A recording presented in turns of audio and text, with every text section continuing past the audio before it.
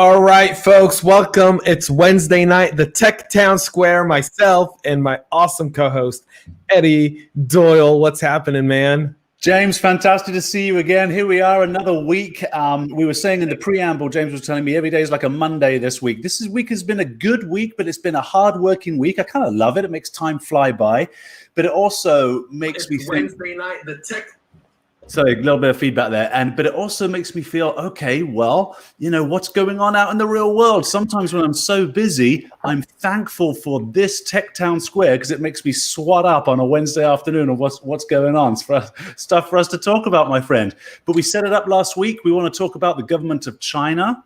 So that's the CCP, the China Communist Party. Let's get it right. Exactly. Let's call it what it is. And it's a funny thing, isn't it, in today's day and age? It's not that I don't like saying, you know, Russia or China, but it does refer to the people there. And I always love to distinguish this, that most people are like us in every country that we're talking about, right? Awesome, wonderful people. But then there's a few people who typically, I don't know, whether it was they were super confident in kindergarten and then they just got all the way to the top, right? And became president of the country. I don't know how these people got put in charge. But those are the people that makes mistakes for us. And those are the people that we want to talk about today. So, yes, what else are we going to talk about? So, Enoch, welcome. Ghana's in the house. You know, the second largest economy, the third largest economy in Africa is Ghana. The most technologically advanced economy, by the way, with very little bootstraps, was the Ghana economy in Africa. It's unbelievable. Like, I think people don't research Ghana. Ghana is an unbelievable country in Africa. For those tuning in, thank you so much for watching us. We're live on Facebook, YouTube, and LinkedIn. Tune in, comment, subscribe right now if you're watching us. This show is about your comments, your feedback. We're going to talk China, but it's not just about what we have to say. We love to hear what you've got to say. So we're going to talk about the Chinese Communist Party, the CCP. And some of the ways they are behaving, and what is their long-term cybersecurity goal. And I think that's the most interesting aspect of it.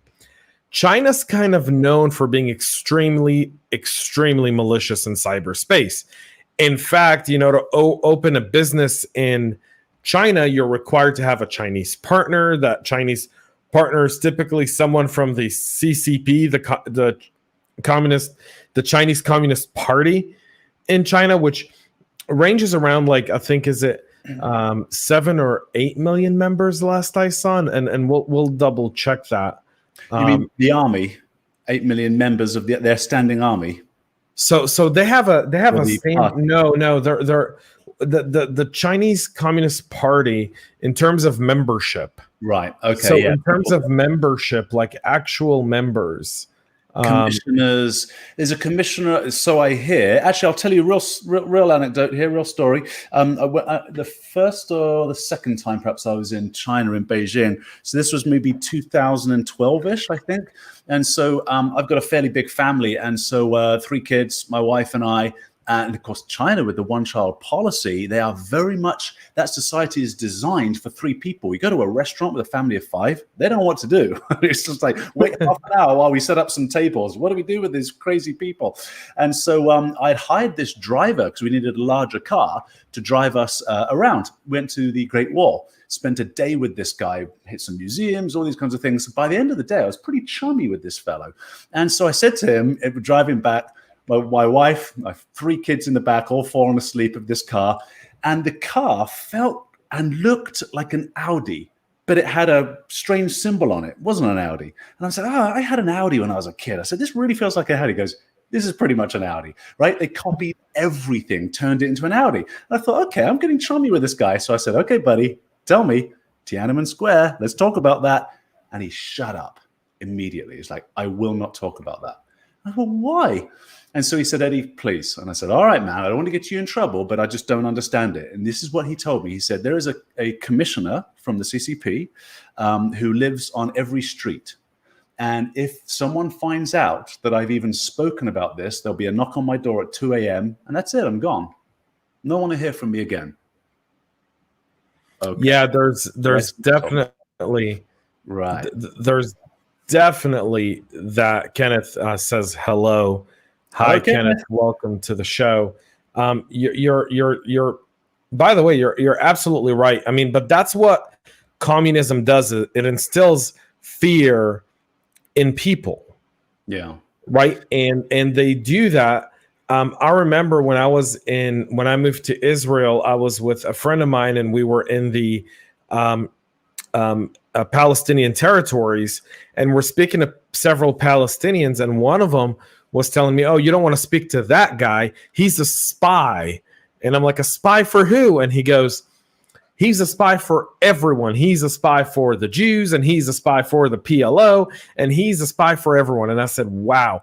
But that's how you understand tyranny's entire point is to make you fear your brethren, because when they divide you, then they can conquer everything, because you no longer trust. And all it takes is, what is it, 30 pieces of silver? That's what Jesus got sold out for. There you go. Right. Yeah, exactly. That's the point, right? North Korea is the second largest purchaser of cognac in the world. You think the people of North Korea are getting all that cognac? No, it's all the people that are giving those 30 pieces of silver to rat their neighbors out. You know, and it brings up another interesting point, that we in the West have managed to some degree, mature out of a barbarism, right? You know, the Dark Ages were called the Dark Ages for a reason. It was brutal in Europe in the Dark Ages. Today, you know, we are so fortunate to be living here in the United States, to be living in most Western countries as a democracy with technology. Now, imagine then the old King of England. Now, I wonder, this is a great question. This will rile you up, my American friend. I wonder how differently the War of Independence would have been if the King of England had all of the technology and the opposing forces not, because that's what it's like in China today. Right. But the King of England did have all the technology. He had the Navy, right? I mean, he did. He had the Navy. Like the Americans, we would have just beat your butts anyway. But we had the Boston Tea Party. We destroyed the Navy. Screw you with your English accent. We're going to beat you anyway. My point is very interesting, though, because now we've got massive amounts of technology in the hands of dictators. I'll give you another true anecdote. I used to live in Canada, and in the early days of kind of computing, I'd take my computer to a repair shop. This was back when I was teaching English, more than 20 years ago, 25 years ago. And this old Chinese guy at the back of the store, is his store, and he spoke kind of rough English. He was definitely an immigrant from China, right? First landed immigrant from China. But I got a chummy with him. And he used to work for the Chinese military and the army. And his job, this was his job, full-time job. And he said, "Eddie, there were just warehouses of us doing this," was to X-ray Dell computers. That was his job. So he said he became an expert at looking through this little contraption. He tried to explain it to me to see, oh, the chips go here and that goes there. Because if they broke them open, Dell would break contract with them. They weren't allowed to do that, right? So what they would do is they became masters, he told me, at examining how. So again, this was 25 years ago, the conversation. He was already an immigrant to Canada. So this would have been decades ago. This is how they tried to figure out how the Americans doing all this, how have they got all this cool stuff. So his job, full-time, X-raying laptops to see where they were putting chips and how they were putting the motherboards together. Yeah, there's no surprise in them doing that, right? Yeah. Now it's far more sophisticated, right? It's far more sophisticated. Like you said, you rode in a car that felt like an Audi, smelled like an Audi, was built like an Audi, just didn't have the Audi emblem on it. Right. Right. And China does have that tendency. They have the tendency to want to come. And again, just to be clear, we're not talking about the people of China. Right. We're talking about the Chinese Communist Party. These are the people who rule China with an iron fist. Kill their own people for the sake of whatever. Yeah, these are the people the CCP are the same people that were locking people with COVID in their homes, not allowing them to leave. I mean, they were literally shutting their doors right? Like they were putting like wooden boards over their house doors so these people wouldn't leave their homes. Yeah. I'm going to look up something else as you're chatting too. That will blow Right. So we want to talk a little bit about the CCP strategy and why is China so successful in the cyberspace? Right, because I think that's very important. And now with the new incoming Biden administration and with several of the executive orders that he's done, there's a little bit concerned that he's cowtailing to China at this point. So let's have a conversation about that. One, China's policy has been the same. China's had the same president now, I think, for nearly a decade and a half, almost 2 decades, which is Xi Jinping, right? And Xi Jinping, who's the leader of the Chinese Communist Party, it's a one-party rule system in China. It's the CCP or nothing. There's no opposition. There's very little religion in China. They allow expats who live in China. I know there's several like Jewish Chabad centers in China, but that's an agreement between China and the Israeli government on the Chabad centers for Israelis that travel to China. What's a Chabad center? What is Chabad? That? Chabad is kind of like the Jewish outreach. There's one everywhere. Like if you're a Jew and you go anywhere in the world, there's a place where you can go and get kosher food and pray and get like when I came back to the States from Israel and I moved to Grand Rapids, Michigan. I knew no one in Michigan. And I went to the Chabad in Grand Rapids, and the rabbi got in my car and took me to a guy who helped me find an apartment to rent, who then called up the community. And I was all like, yeah, I'm going to go buy, silverware and dishes and stuff. And he was like, oh, don't worry about it. And sent out a mass like text message in the community WhatsApp group. And, later that day I had boxes of stuff like from bed sheets to all that stuff. So, I know those are in China, right? Okay, yeah. But the Chinese Communist Party has one agenda. And the reason China's beating the Western world right now is because they've got one strategy that doesn't change. It's I think it's like the 2050 vision for China, right? By 2030, they're the largest economy in the world. By 2050, they're the dominant force of the globe, meaning they see the U.S. demise within the next 30 years to becoming essentially a servant economy to the Chinese. And they see pretty much the whole world do that. They're doing that in Africa. They're doing that in South America. They're giving these predatory loans to governments, corrupt governments that are doing this stuff. I mean, it's a very serious issue. And people need to be aware of it because wherever you live, whether it be, like Enoch here in China, in Ghana, or if you live in the US and in the Rust Belt part of the States, or if you're in Canada, or if you're in the UK, or if you're in Asia, like Afghanistan or Pakistan or any of those stuff, right? Like China, like you go to Ethiopia or Kenya and you're seeing airports being built out in the middle of nowhere. Right. And you're like, what's the purpose of this airport? But they're building this road to this airport. It's all little villages around. They're building this world-class airport.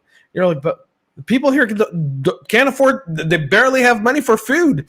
Nonetheless, money for airports, right? But these are predatory loans that they're giving these governments that can't pay it back. And then they take over the assets that they're building. And they essentially become Chinese-owned, kind of properties within those countries. To put the Silk Road back together, right? And we're seeing this with the islands in the South China Sea. I forget their names right now, but they've essentially built land up underneath the ocean floor to expand these islands to create airfields, right, across these islands and create deep sea ports. So this is all for the Silk Road, right? Economic strength and power. And obviously but the Silk Road plan has really been set back. It's been set back by Pakistan. It's been set back by Afghanistan. They thought they were going to be able to kind of muscle their way through. They weren't able to. The populace there has kind of risen up. There's a lot of different challenges there. The land port is the land kind of highway that they're trying to make from China to the Persian, essentially to the Persian Sea is or the Indian Ocean just isn't there right now. Okay. Right. India's been able to do some moves strategically within that region to really kind of block off that plan. President Trump did a lot of things regionally to also block that. So now we're going to see what President Biden does. It's going to be also very interesting. But that's the difference. Is in a democracy, every 4 years or every 8 years, we get a different leader with kind of a different philosophy. And the Chinese know this. So they knew that Trump's days, they were like, well, Trump's either going to win or he's not going to win. And if he wins, great. Right. And if he wins, bad. And if he loses, we have someone else there. Right. And that's great for us. And especially if it's Joe Biden, because we bankrolled his son's company allegedly. And also Biden's a little bit of a known resource for them in his former years as vice president. And during that time, I thought about this a little earlier today. You saw a fair bit of expansionism across the world. Now, Russia annexed Crimea during that time. They knew nothing was going to happen. Well, right? And they invaded Ukraine and annexed Crimea. Right. Yeah, they knew nothing was going to happen. And so this is why, and I wasn't really being facetious, but you put a post out on LinkedIn earlier this week about, our upcoming talk. And I said, I wonder how much now will we see some of these big powers, and we're focused on the government of China, flex their wings a little bit in the next 4 years. I think we might see that. I even said on LinkedIn, I wonder if we would even see a... well, we're already seeing it. China's already flexing its muscle. They're challenging Taiwan's air defense, right? Well, I said, I wonder if we'll see an invasion. I mean, that would be unbelievable, but it could happen. If they invade Taiwan, you're talking about the most significant infringement on sovereignty in recent history. Yeah. So people have to understand something.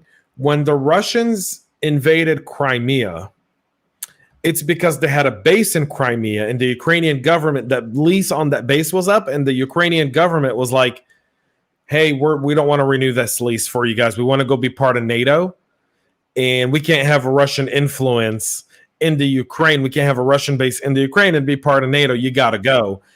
And then Putin, realizing that Obama wasn't going to do jack shit about it because Obama did nothing about anything, just went ahead and did it. And there was nothing anyone could do about it. Yeah. Right? I think it would be far-fetched for China to invade Taiwan, but I think there's a 10% chance, because you think about Taiwan produces 47, I think it is, percent of the world's semiconductors. So that's a pretty interesting place to be. And I wonder from a technology perspective how they could do a or a supply chain attack like SolarWinds, for example, a different technology, obviously. Actually, Qualcomm got pulled through the ringer last year because something like 400 vulnerabilities in chipsets that are in currently 40% of mobile phones. I think I got that right. And so, wow. So what could the Chinese government do with the semiconductor there? What do they call themselves? I forget the name of the company, but the big semiconductor company over there. I'll look it up on LinkedIn in just a second. Could that give them a strategic advantage? Could they just put the screws to the rest of the world on prices? I mean, it's going to be very interesting. And I don't want to pivot too much from that, but what happened to Jack Ma? Do we know what happened to? Have we seen him? We haven't seen him for 2 or 3 months. So against the government and disappeared. Have I got that right? Yeah, I don't want to get into the Jack Ma conversation. I feel like it's riddled with conspiracy theories and no concrete information. And so, yes, okay. Jack Ma has not been seen publicly for several months. Requests to Alibaba to speak with him have pretty much gone. He's busy, unanswered, kind of avoiding it altogether. And so it's a very, very interesting aspect. Now, here's where this stuff gets very interesting. And here's where the town square kind of needs to chime in. In December, right around the time the Electoral College voted for President Biden, a list was leaked. That list was 1.95 million CCP party members that have infiltrated organizations all across the West, from technology companies to governments. We all know Fang Fang and Eric's fart face, Eric Swalwell. Right? He was actually sleeping with a Chinese spy, and yet this guy's still somehow on the Congress Intelligence Committee. Mind-blowing. Kenneth here says Jack Ma reappeared a few days ago. Kenneth, do you mind explaining how he reappeared, or even link it here so we can verify what that means? Thank you. So we know that China is not only operating in the cyberspace, meaning they're doing offensive hacking operations, and they have an army of hackers. They literally have nearly 100,000 state hired hackers that do that. So here's the is the article Forbes? Yeah, it's from Forbes, and it's a George Calhoun article. Jack Ma reappears. Well, it's interesting from the standpoint of technology, right? With our Tech Town Square, because what could the Chinese Communist Party do in? I was going to say full control of that company, but I'm going to assume they actually have as much control as they want. I mean, he did disappear for a couple of months. Now he's back. Good, as far as good, he's not harmed. But yeah, I mean, just the power of having an Alibaba organization and the spyware and the information that a government, an unfriendly government, can get from that kind of a resource. Maybe he was getting tuned in a bit, right? Maybe he wasn't playing ball. I don't know. Anyway, we digressed a little bit, James. I want you to get back to this because this is a fascinating point. So they have 1.95 million members of the Chinese Communist Party, essentially in top brass positions, impacting company policy. These are communists. These aren't Chinese nationals. So let's highlight the difference here.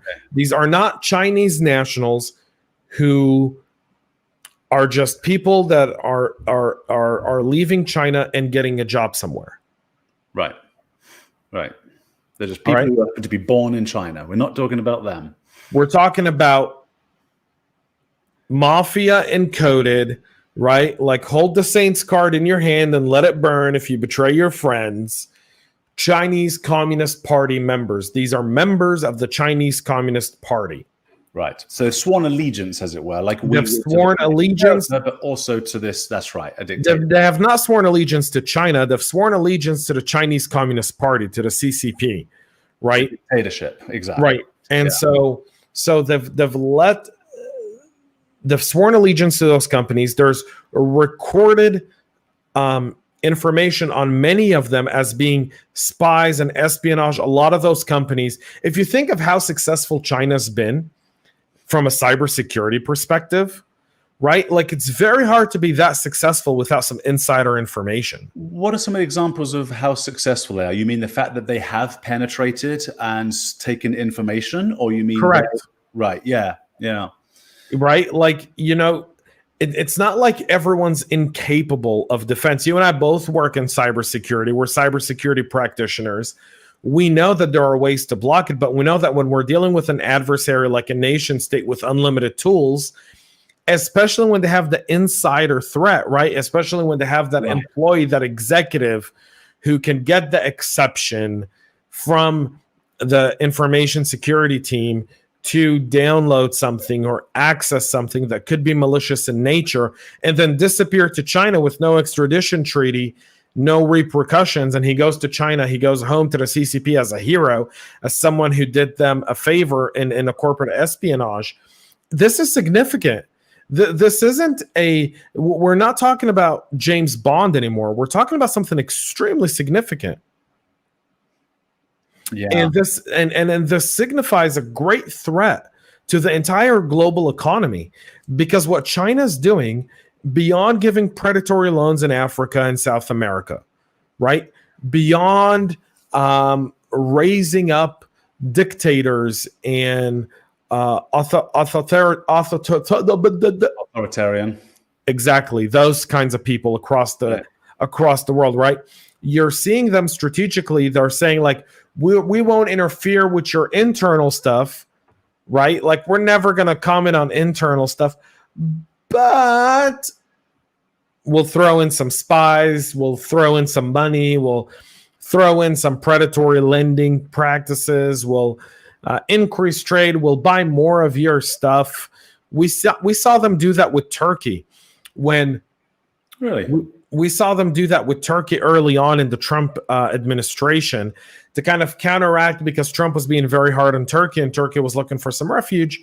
So Turkey went and they bought the S-400 missile defense system from Russia, which had some challenge to it from a NATO perspective and so forth. And then they also kind of did a trade agreement where China agreed to buy a bunch of stuff from Turkey to sell in China, and they were opening more.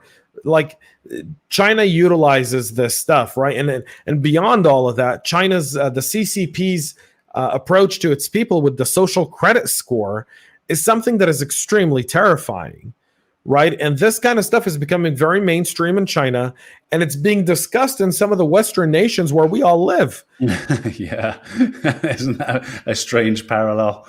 Yeah, right. But by far, the CCP has more cameras on the streets. They have a very aggressive policy, and it requires attention, and it requires stuff to talk about it. One guy who's kind of getting a bad rep, but at the same time, you kind of read his stories, a guy by the name of Miles Gao. Miles Gao's a Hong Kong billionaire who left Hong Kong and lives in New York.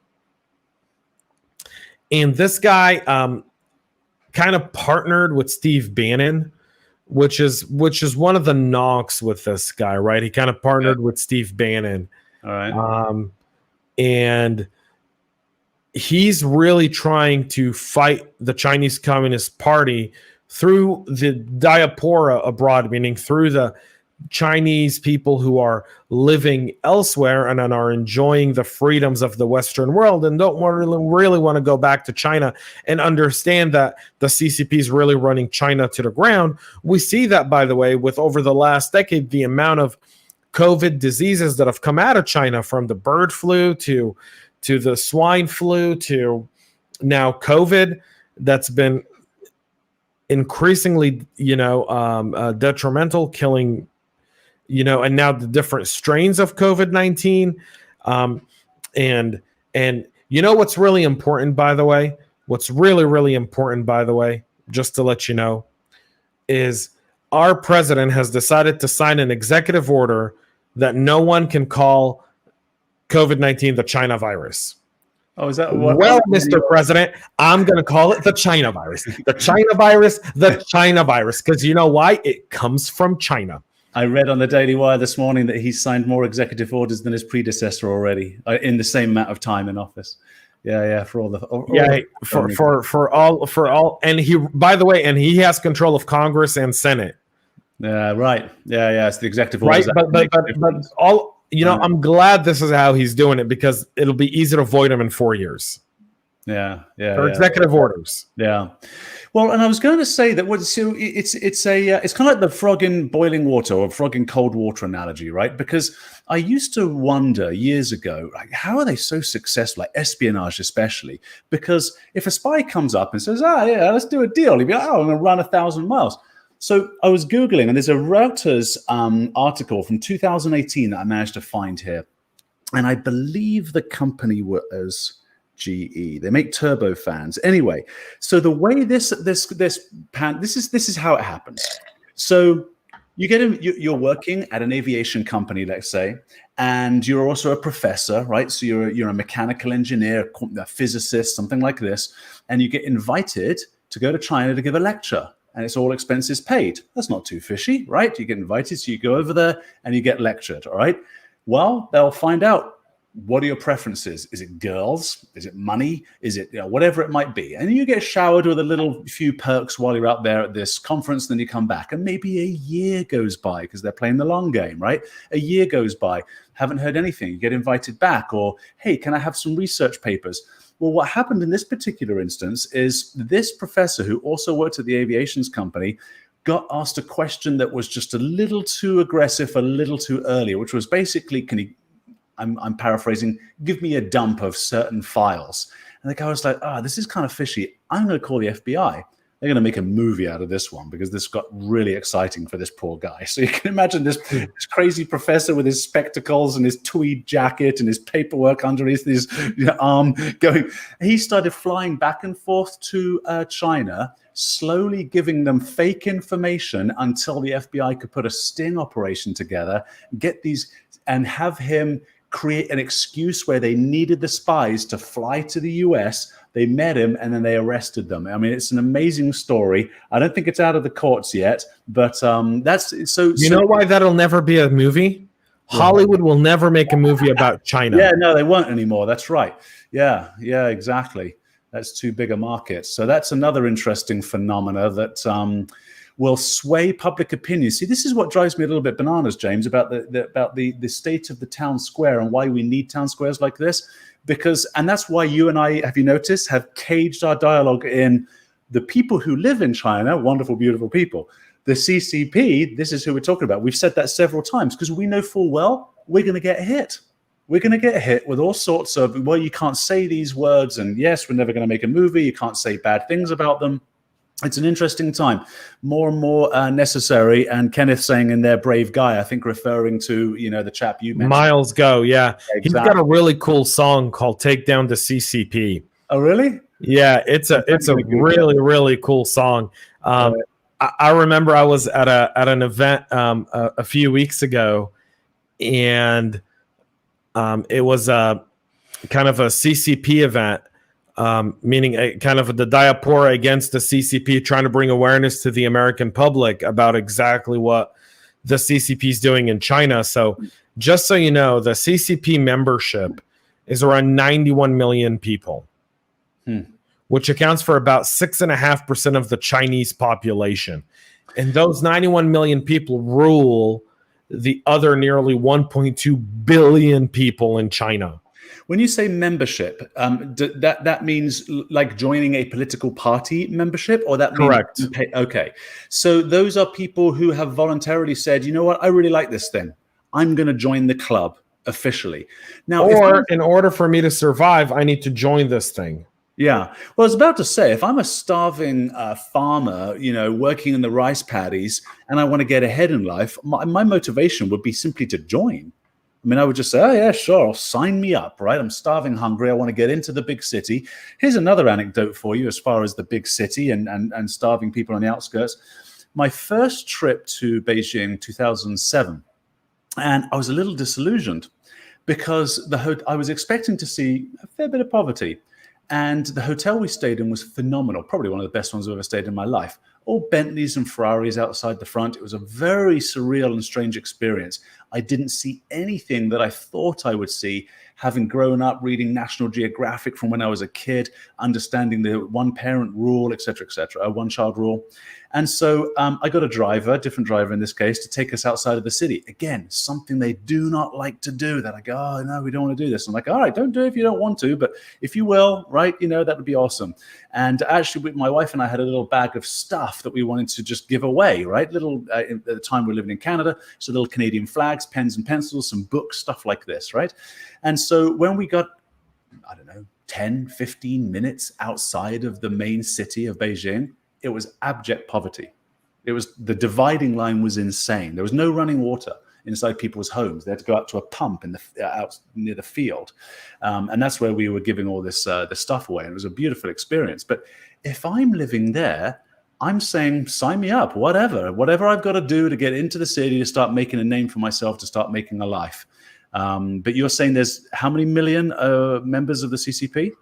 So 91.2 million members, according to the 2019 membership stats, right, accounting for 6.5% of the Chinese population. You can say that may have grown by a few hundredth of a percentage points. Maybe now it's 95 million, maybe. And if you're one of the 95, see, this is what dictatorships do. If you're one of the 95, you actually want to block the others, because communism, as well as dictatorships, is such a bad concoction. Here's why. Communism is based on scarcity. There's a finite amount of resources. Everybody should get an equal amount, but actually only us 91 million are going to get the equal amount, and everybody else is going to get something else. And the people So think of what's going on during COVID in China. They have what they call finish your plate initiative. Oh, yeah. Which is when you go, because there's a food shortage in China, they have a thing where it says eat less and finish your plate. Don't leave any food on your plate. And it's been reported, and I've seen some of this stuff because I'm on several of the Diaspora Chinese channels where I'm getting kind of like a little bit of information from within China. Okay. And sorry, you're saying diaspora a lot. What is that? I don't know what that is. The diaspora is essentially the Chinese nationals who live across the world.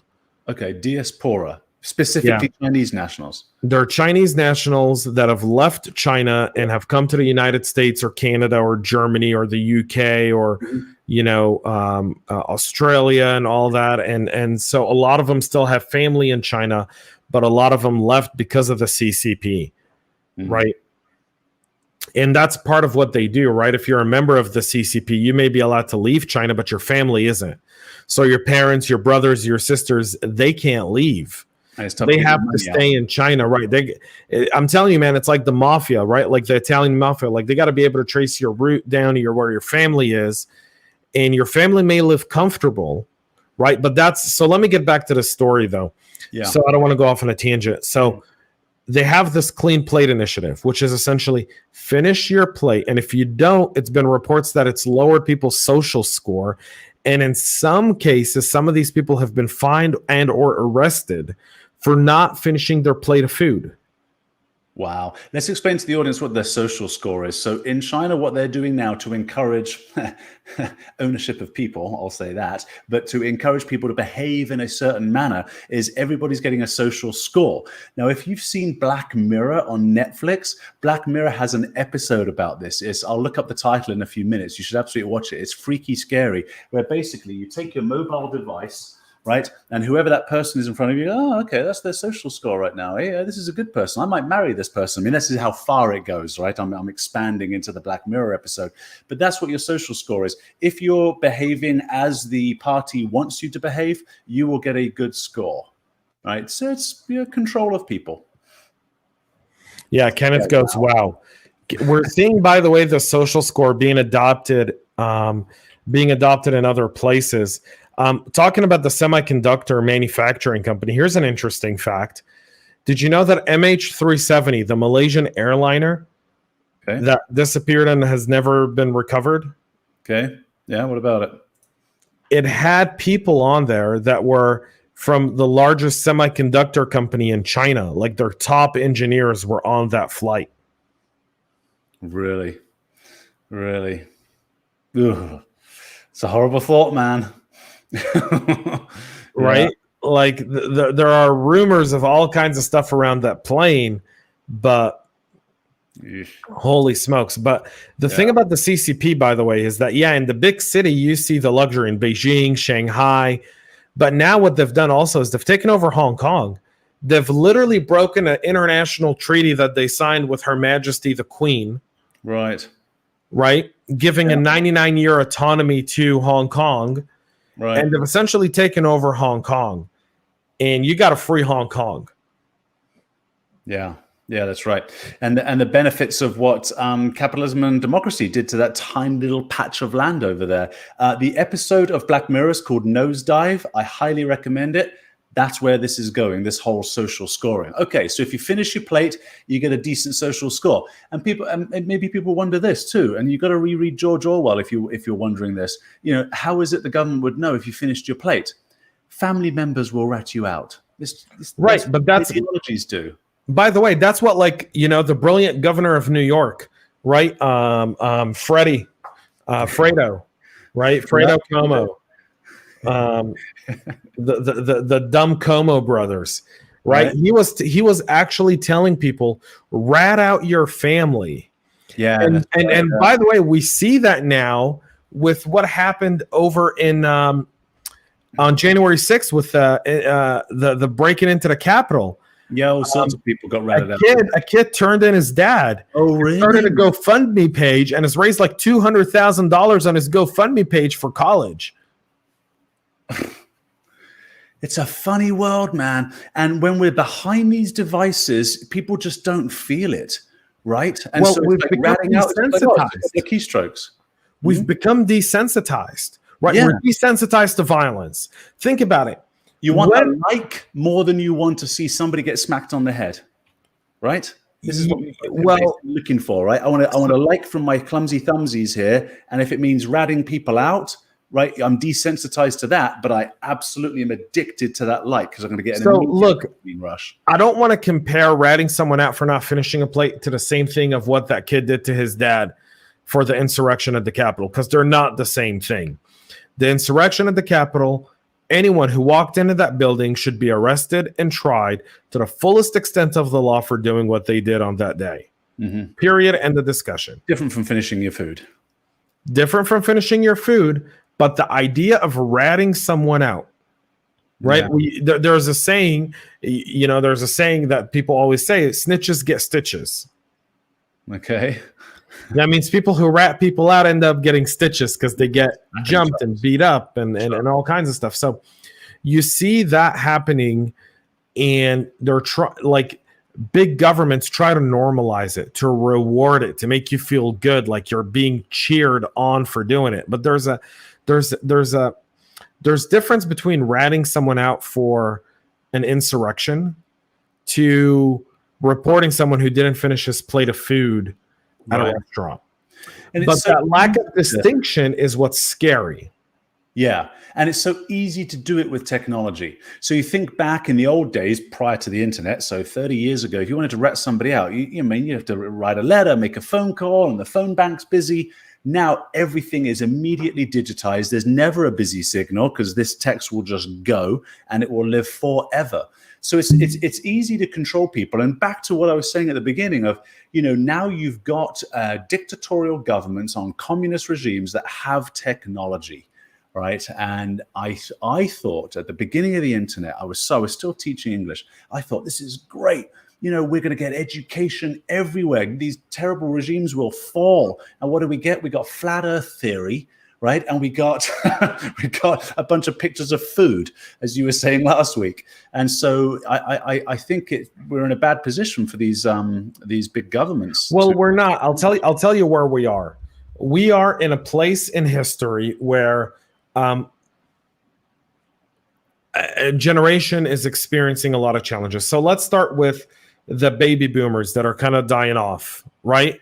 They went through they were born around World War II, the end of the Holocaust. Today's the Holocaust Remembrance Day. We'll remember today was the day that Auschwitz was liberated, right? So that's where it all started. Then they went through Korea, Vietnam, a bunch of different wars, and several economic crises. But think of millennials.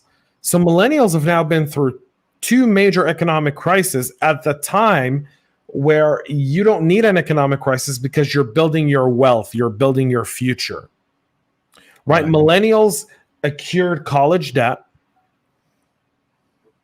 Then we had the market meltdown of 2008.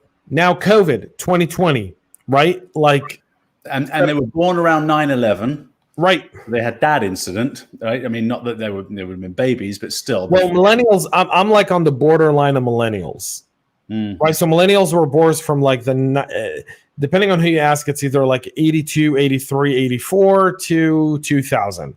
And then Generation Z is 2000 to I think like 2015 or so. And now they have this new generation. I forgot what they call it, but they ran out of letters.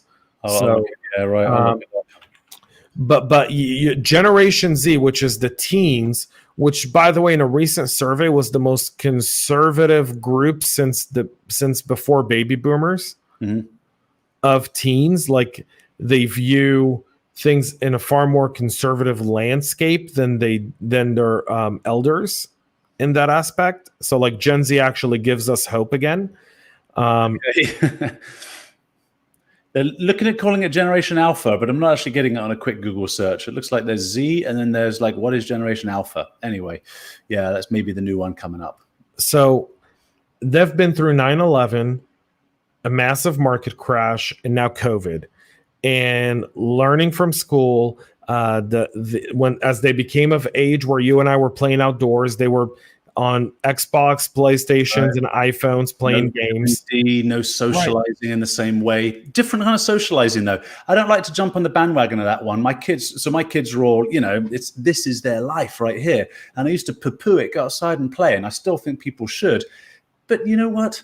I saw this great newspaper caption years ago. It was so funny. It was basically an old bus in the 1920s bus, and everybody got on there. They were wearing hats back in those days. People would always wear a suit kind of thing. Everybody was reading a newspaper, and underneath the caption said something along the lines of, say goodbye to social interaction now that everyone gets a newspaper in their hand, right? So this was kind of the beginning of mass distribution of newspapers all over the place. And I thought that was pretty damn funny, because we're saying exactly the same thing with technology today, right? We're saying, okay, bunch of clumsy thumbsies are out there not playing in the dirt, but you know what? This is the new generation. We're the dinosaurs in that case. But you're right. They've started with 9/11. They had a massive economic hit.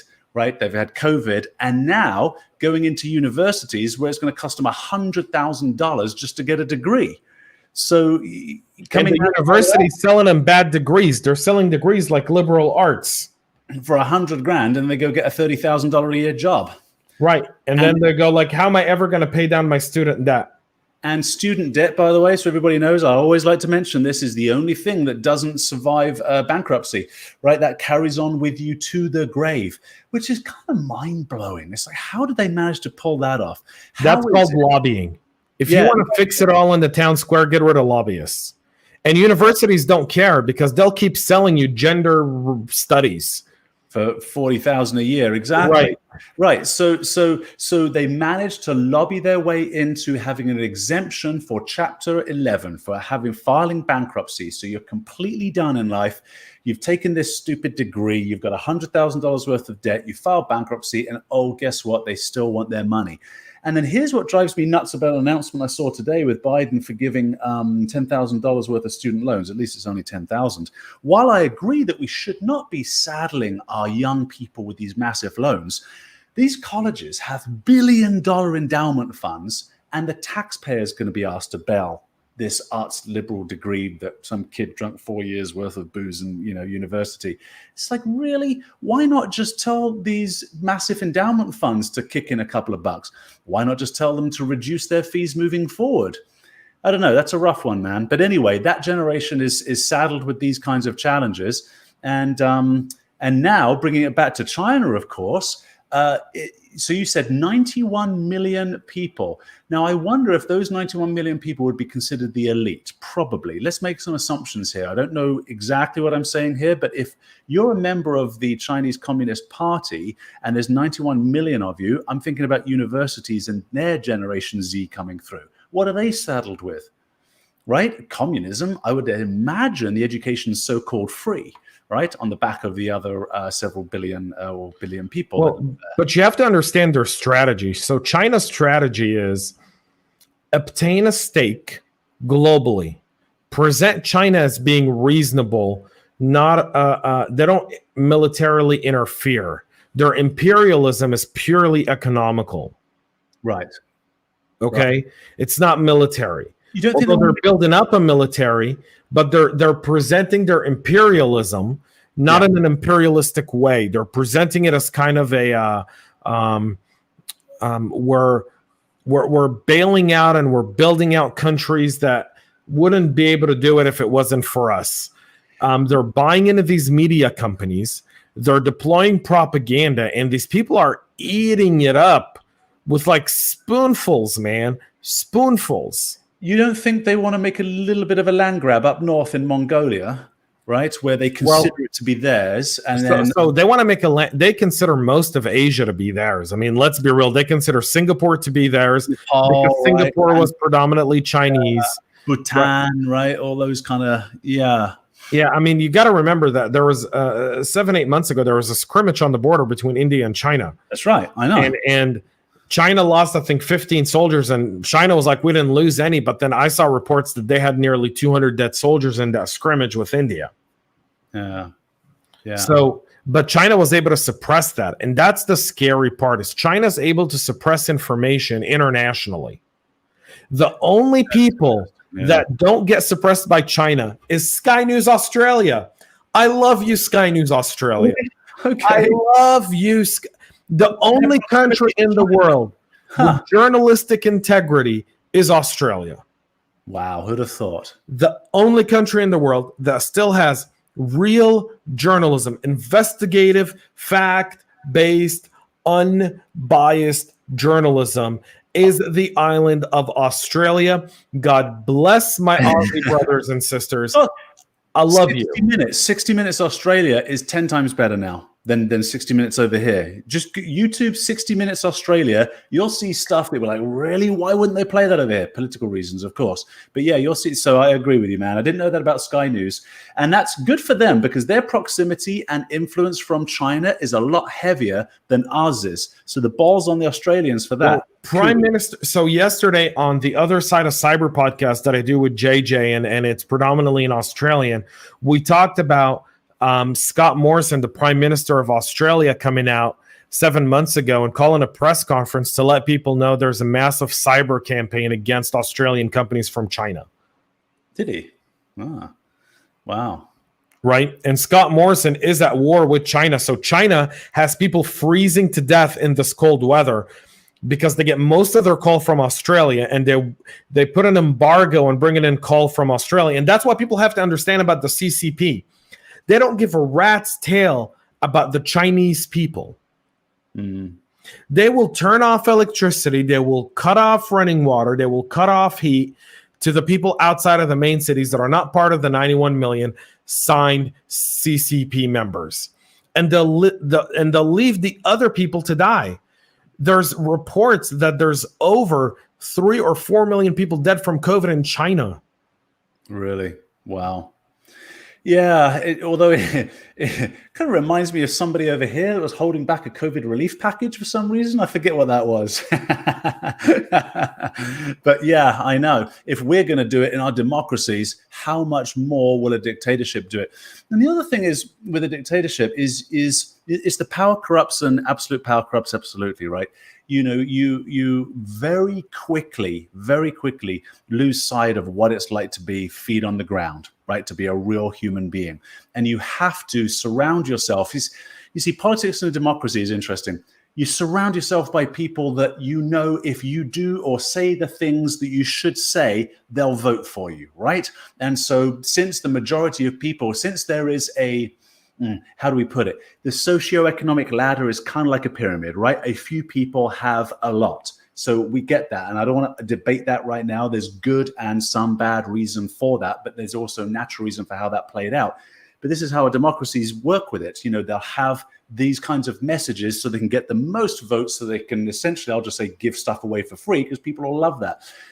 When you're in a dictatorship, you obviously can't do that, but you're still worried about people taking power from you. So what you have to do in this case is act violently, right? Or act surreptitiously. You have to make sure that, you know, people, like you just said, if they're going to freeze over there in the north of China, we don't care. It doesn't affect me whatsoever. So at least things like holding back stimulus relief packages over here for political reason are because a majority of people might be tricked into, the way I'm putting this, maintaining your status, right, in government. Or overturning your status in government, right? Which is what was the case there. And now all of a sudden the reopening of the various states, even though the science dictates that they should probably be locking down more, like very interesting. But nonetheless, if we focus on China and the CCP, they are the single greatest threat right now to global stability and domestic stability in a lot of countries. China instigates a lot of it. And if we look at SolarWinds, a very interesting report came out of Kaspersky yesterday. So Kaspersky said, who's been hit by Sunburst? So Sunburst was one of the malwares, which was kind of like a virus that infected manufacturers across the world. And Sunburst, they found that Sunburst impacted around 200 manufacturers that were clients of Kaspersky's.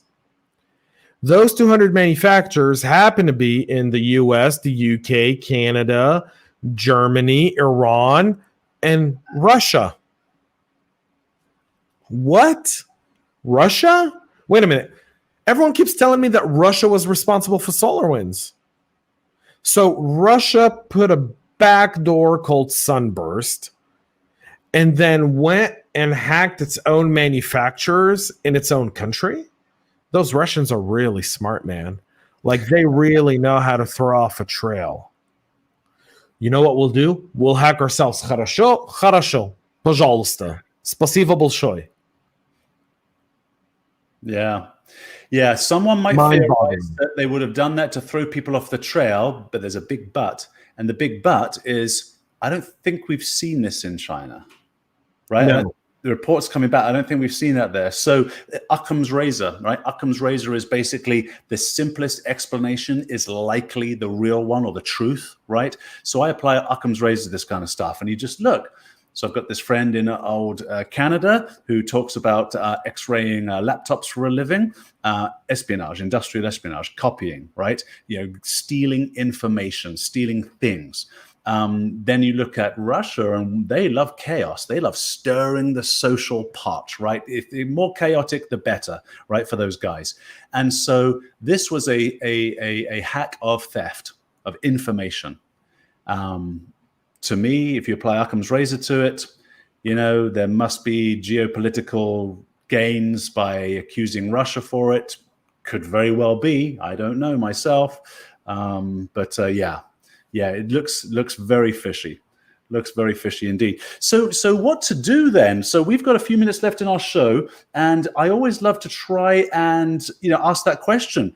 What can a few people in a town hall do? Because this is actually the most powerful nucleus that you could ever pull together, is people talking. This is where ideas are created. So one, be cautious. Recognize tyranny and call it out when you see it, right? And with China, that's very common. Number two, educate and have these conversations with people around you in your company. We have discussions all day long around what technology are we using? Where is this technology coming from? Can we source it from somewhere else? What's the complexity within the supply chain, and maybe source specific parts of our infrastructure or anything like that from places other than China? We have had discussions with large manufacturers, which I'll leave unnamed for the show. I don't want to put them out there, but where they produce a lot of stuff in China, and we're like, well, we'd love to buy from you, but we can't buy stuff from China. We won't buy stuff from China. And they will come back a few weeks later and say, we're able to source it through these places. So can we do that? And we're like, yeah, brilliant. Let's do that. That's the way to do it. So I think that's what we're starting. I think that's what we need to start doing, is having more and more of these conversations. And Kenneth here just threw out a comment, which is, Africans owe China 10 billion. Yeah. And Africa has no way of paying it back, Kenneth, at all.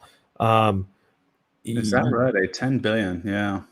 Yeah. I mean, in different countries in Africa, they've taken $1 billion loans. You're talking about $1 billion on a company that maybe has a gross GDP of like 200, maybe $200 million. So there's like no way of ever paying that back within the time frame of that predatory loan that was given to them. Right. So it's crazy, man. I'm telling you, China's making moves, and my hope and my prayer is that the new State Department is as fierce on China as the old one was. Mm-hmm. And that this president actually holds China's feet to the fire. I'm not hopeful. It should be a bipartisan issue. It should be. Yeah. I mean, foreign policy should not be national security shouldn't be a partisan issue. It should be bipartisan. And I hope that the Democrats' hatred to Trump and wanting to reverse everything Trump did not come there. Not come in the foreign policy stuff. I mean, there's already all kinds of stuff to do that, and then that's insane. And we'll get to there. But yeah, it's really crazy. Kenneth, thank you so much for your comments and tuning in. We're at the end of our show for the day. For those first-time listeners, please comment, subscribe. Thank you so much for participating on the Tech Town Square. That's the point, to create a global town square, a global town hall conversation, and really talk about global technological challenges. By the way, in Africa, I did a podcast with Anne from Know Before Africa, and we talked about one of the greatest technological challenges in Africa now being that they get secondhand phones, smartphones from China with preloaded Chinese apps. Is that right? Right. Of course. It's very much worth it, I'm sure, for the Chinese government. Yeah. Right. So there's a ton of challenges, and we've got to be really, really, really smart. Hey, Patrick is just joining now. Hey, Pat, you will want to check this, man. We spoke China. You're going to love it. And I think next week we'll be talking a little bit more about Russia. I think, yeah, maybe we'll do Russia next week. Yeah, sure. If nothing pops up in the news, we'll do Russia. If between the moment we end to next week something major happens, then we're going to be talking about that something major happened. Kenneth says, very true, packaged with lots of spyware. Yeah. And they sell them for very cheap. So they're secondhand. They're like 6-year-old phones, 5-year-old phones from China. And they're exporting them to lost leader products so that they can yeah. It's a lost leader product. I'm sure that's the way they look at it. But they're also building the architecture. So they're also building the telecom networks in Africa, in parts of Africa, the Chinese are. So imagine old Chinese phones, old China telecom infrastructure on there. Think of what they learn about the Chinese, about the great people of Africa, the entire continent of Africa. We're not trying to single out one country. Africa is a continent, folks, and it's an amazing continent. If you've never been to Africa, man, that is COVID. When COVID's over, I need to do a mind-clearing Africa trip, man. That'd be awesome. We're going safari together. It'd be amazing. Yeah, I enjoyed the safari, but I predominantly enjoy playing, soccer and, in the streets there, man. That's the best part of it. That's very cool. That's very cool. Well, I tell you, man, I want to ratify in answer to when you answered my question of, what do we do? You said, if you see something, speak up. I want to quote Elie Wiesel. So Elie Wiesel, because you mentioned that it's Holocaust Survivors Day today, where Auschwitz was liberated today. Elie Wiesel was a survivor, I believe, of Auschwitz, but certainly of a concentration camp in World War II, an amazing humanitarian, philosopher, powerful man of letters. And he said this: neutrality helps the oppressor, never the victim. Silence encourages the tormentor, never the tormented. Sometimes we must interfere when human lives are endangered, when human dignity is in jeopardy, national borders and sensitivities become irrelevant. And so, my parting message, the cup 3/4 full guy, we did get flat earth theory. We did get a lot of pictures of food. But in actual fact, people our neighbors around the world are looking over their fences and they're saying, wow, the grass is really green over there, right, in the Western world. And they can have that too. Be encouraged that can happen. Might be a difficult road ahead. I think it is, but the biggest thing is get the town square started wherever you are. Join our town square. If you're in China and somehow get a hold of a recording of this, start a town square and start talking. Because in actual fact, the greatest weapon every human has is their intellect, right? Their intellect and their speech. And from that, nations go to war, but nations end war. And so good luck, Town Square. We love it. Every Wednesday, 7 p.m. Eastern. James and Eddie, we'll be back. All right, folks, take it easy. Stay healthy. Stay safe. Fabulous. Bye-bye.